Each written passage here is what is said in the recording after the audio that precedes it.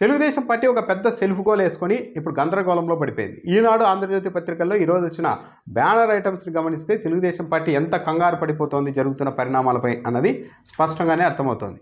నిమ్మగడ్డ రమేష్ కుమార్ చంద్రబాబు నాయుడుకు అనుకూలమైన వ్యక్తి, దాంట్లో అనుమానం ఏం లేదు. ఆయనే ఈసీకి కంప్లైంట్ చేసి వాలంటీర్ల ద్వారా పింఛన్లు పంపిణీ చేయకుండా అడ్డుకున్నారు. ఇదంతా ఇప్పుడు తెలుగుదేశం పార్టీ మెడకు చుట్టుకుంది. ఎప్పుడైతే వాలంటీర్ల ద్వారా పింఛన్లు పంపిణీ చేసే పరిస్థితి లేదో ఇప్పుడు పింఛన్ల పంపిణీ ఆలస్యం అవుతోంది.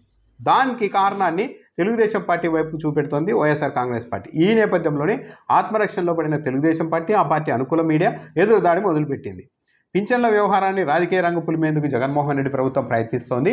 వాలంటీర్ల ద్వారా పింఛన్లు ఇవ్వద్దు అని ఈసీ చెప్తే ఇదంతా చంద్రబాబు నాయుడు వల్ల, టీడీపీ వల్లే జరిగింది, అందుకే పింఛన్ల పంపిణీలో జాప్యం అవుతోందంటూ ప్రచారం చేసి తెలుగుదేశం పార్టీని దెబ్బకొట్టేందుకు ప్రయత్నిస్తోందని ఆ రెండు పత్రికలు చాలా తీవ్రంగా విమర్శిస్తూ ఆందోళనలతో కథనం రాశాయి. కానీ మొత్తం ఓవరాల్గా చూస్తే ఈ పరిస్థితి కారణం ఎవరు? సెల్ఫ్ గోల్ వేసుకున్నది తెలుగుదేశం పార్టీ. ఈ 3 నెలలు కూడా యథావిధిగా వాలంటీర్ల ద్వారానే పింఛన్లు పంపిణీ జరిగినా కాస్త కామ్గా తెలుగుదేశం పార్టీ ఉంటే ఈ గందరగోళం ఉండేదే కాదు. పైగా ఇప్పుడు తెలుగుదేశం పార్టీ మళ్ళీ ఆర్గ్యుమెంట్ ఏంటి? అసలు డబ్బులే లేవు పింఛన్లు పంచడానికి. జగన్మోహన్ రెడ్డి తనకు కావాల్సిన కాంట్రాక్టర్లందరికీ డబ్బులు ఇచ్చేశారు, అందుకే ఆలస్యం అవుతోంది, అందుకే 3వ తేదీ నుండి పింఛన్లు ఇస్తామంటూ ప్రభుత్వం చెబుతోంది. షర్మిల సిఎస్ జవహర్ రెడ్డికి ఫోన్ చేస్తే ఆయన ఏకంగా 10 రోజుల పాటు జరుగుతుంది పింఛన్ల పంపిణీ, అంత టైం పడుతుందని చెప్తున్నారు. ఇదంతా డబ్బులు లేకపోవడం వల్లే జరుగుతోంది అని అచ్చెన్నాయుడు ఆరోపిస్తున్నారు. ఒకవేళ నిజంగానే అదే నిజమైతే, ప్రభుత్వం దగ్గర డబ్బులు లేకపోవడమే కారణమైతే, ఆ కారణం తెలుగుదేశం పార్టీకి తెలిసి ఉంటే మరి తెలుగుదేశం పార్టీ ఏమాత్రం రాజకీయంగా కాస్త లౌక్యంతో ఆలోచించి ఉంటే చేయాల్సిన డిమాండ్ ఏంటి? వాలంటీర్ల ద్వారానే పింఛన్లు పంపిణీ చేయండి, ఇంటింటికి పంపిణీ చేయాలి, కావాలంటే వైసీపీ కార్యకర్తలతో అయినా పంపిణీ చేసుకోండి, మాకు సంబంధం లేదు, కానీ 1వ తేదీనే అందరికీ ఇండ్ల దగ్గరే పింఛన్ అందాలి అన్న డిమాండ్ పెట్టి ఉంటే ప్రభుత్వం ఇరుకుని పడి ఉండేది. కానీ వాలంటీర్ల వ్యవస్థను అడ్డుకోవడం ద్వారా ఇప్పుడు ఏమైంది?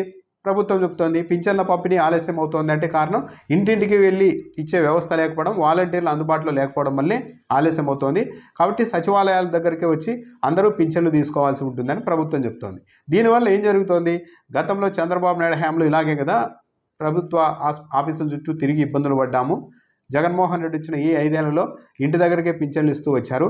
ఇప్పుడు మళ్ళీ పాత రోజులకు వెళ్తామేమో అన్న ఒక భయం వృద్ధుల్లో, పింఛన్దారుల్లో కలుగుతుంది అన్న తెలుగుదేశం పార్టీ ఆందోళన. అలాంటి ఆందోళన వాళ్ళలో ఉండకూడదు అని అనుకొని ఉంటే మొత్తం ఈ స్ట్రాటజీనే తొలుత సమీక్షించుకోవాల్సింది. ఎంతసేపు మేము పక్కాగా వ్యూహాలు వేస్తూ ఉన్నాం, వాలంటీర్ల వ్యవస్థను అడ్డుకోగలుగుతున్నామని తెలుగుదేశం పార్టీ సమర్పడిందే కానీ అటువైపు నుంచి ప్రభుత్వం, వైఎస్ఆర్ కాంగ్రెస్ పార్టీ ప్రతి వ్యూహం ఎలా ఉంటుంది అన్నది కనీసం అవగాహన లేకుండా, అంచనా వేయకుండా తెలుగుదేశం పార్టీ ఈ వ్యవహారంలో వేలు పెట్టింది. అందువల్లే ఇంత దూరం వచ్చింది పరిస్థితి. జరుగుతున్న డ్యామేజ్ను గుర్తించి సరే వాలంటీర్లు పక్కన పెట్టారు కాబట్టి సచివాలయ వ్యవస్థలో సచివాలయ ఉద్యోగులు 1,30,000 మంది ఉన్నారు, వాళ్ళ ద్వారా పింఛన్లు పంపిణీ చేయవచ్చు, 2-3 రోజుల్లో పింఛన్ పంపిణీ పూర్తి అవుతుంది కదా అంటూ కొత్త ఆర్గ్యుమెంట్ను, కొత్త డిమాండ్ను తెలుగుదేశం పార్టీ చేస్తోంది. కానీ దీనికి ప్రభుత్వం వైపు నుంచి, వైసీపీ నుంచి సానుకూలత రావడం లేదు. సచివాలయాల వద్దకే వచ్చి పింఛన్లు తీసుకోవాల్సి ఉంటుందని ప్రభుత్వం అయితే ఆదేశాలు జారీ చేసింది. బహుశా దీన్ని రాజకీయ కోణంలో చూస్తే ఎన్నికల సమయం కాబట్టి పరిస్థితిని ఏ పార్టీ అయినా తనకు అనుకూలంగా మలుచుకునేందుకు ప్రయత్నిస్తుంది. వైఎస్ఆర్ కాంగ్రెస్ పార్టీ కూడా అదే చేస్తూ ఉండవచ్చు.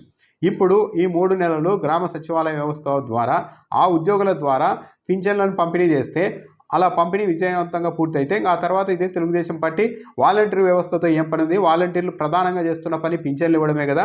అది గ్రామ సచివాలయ ఉద్యోగుల ద్వారా 3 నెలలు సక్సెస్ఫుల్గా రన్ అయింది కదా. కాబట్టి వాలంటీర్ వ్యవస్థ అవసరం లేదు అని ఆర్గ్యుమెంట్ చేయడానికి కూడా తెలుగుదేశం పార్టీకి స్కోప్ ఉంటుంది.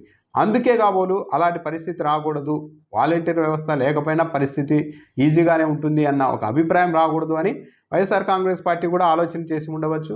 అందుకే సచివాలయ ఉద్యోగుల ద్వారా పంపిణీకి సుముఖంగా కాకుండా వాలంటీర్ వ్యవస్థ ఉంటే ఎలా ఉంటుంది, వాలంటీర్ వ్యవస్థ లేకుంటే ఎలా ఉంటుంది అన్న ఒక పోలికను, పరిస్థితిని పింఛన్దారులకు వివరించేందుకే వైఎస్ఆర్ కాంగ్రెస్ పార్టీ ప్రభుత్వం కూడా గ్రామ సచివాలయ ఉద్యోగుల ద్వారా పింఛన్ల పంపిణీకి పెద్దగా సుముఖంగా ఉండకపోవచ్చు. సో ఇదంతా ఏంటంటే ఎన్నికల టైం కాబట్టి పొలిటికల్ స్ట్రాటజీలు ఇవన్నీ. తెలుగుదేశం పార్టీ బొక్కబోర్లా పడింది అనవసరంగా వాలంటీర్ల వ్యవస్థతో గెలుకోవడం ద్వారా. వాళ్ళు ఏం చేస్తారు? మహా అయితే ఇంటింటికి వెళ్ళి పింఛన్ ఇస్తారు, ఇంకా మహా అయితే జగన్మోహన్ రెడ్డి ఓటు వేయండి అని ఎవరైనా చెప్పేవాళ్ళు ఉంటారు. ఆ మాత్రం దానికి మొత్తం అంతా ఇన్ఫ్లుయెన్స్ అయిపోయి తెలుగుదేశం పార్టీకి వ్యతిరేకంగా ఓట్లు వేస్తారు అని తెలుగుదేశం పార్టీ అనుకొని ఉంటే అది ఒక భ్రమ. అనవసరంగా ఇష్యూని చాలా పెద్దది చేసుకుంది తెలుగుదేశం పార్టీ, పెద్ద సెల్ఫ్ గోల్ కొట్టింది. ఈ వ్యవహారంలో ఏమాత్రం తేడా వచ్చినా కూడా భారీ మూల్యాన్ని తెలుగుదేశం పార్టీ చెల్లించుకోవచ్చు రావచ్చు. కాబట్టి ఈ పింఛన్ల పంపిణీ ఎలా జరుగుతుంది, ఎన్ని రోజులు జరుగుతుంది, ఏ టర్న్ తీసుకుంటుంది, ఎవరి ఆరోపణని ప్రజలు నమ్ముతారు, పింఛన్దారుల్లో ఎలాంటి అభిప్రాయం వ్యక్తమవుతుంది అన్న దాన్ని బట్టి కూడా ఏ పార్టీకి డ్యామేజ్ ఎక్కువగా ఉంటుంది అనేది కొద్ది రోజుల్లోనే ఒక అంచనాకు రావచ్చు.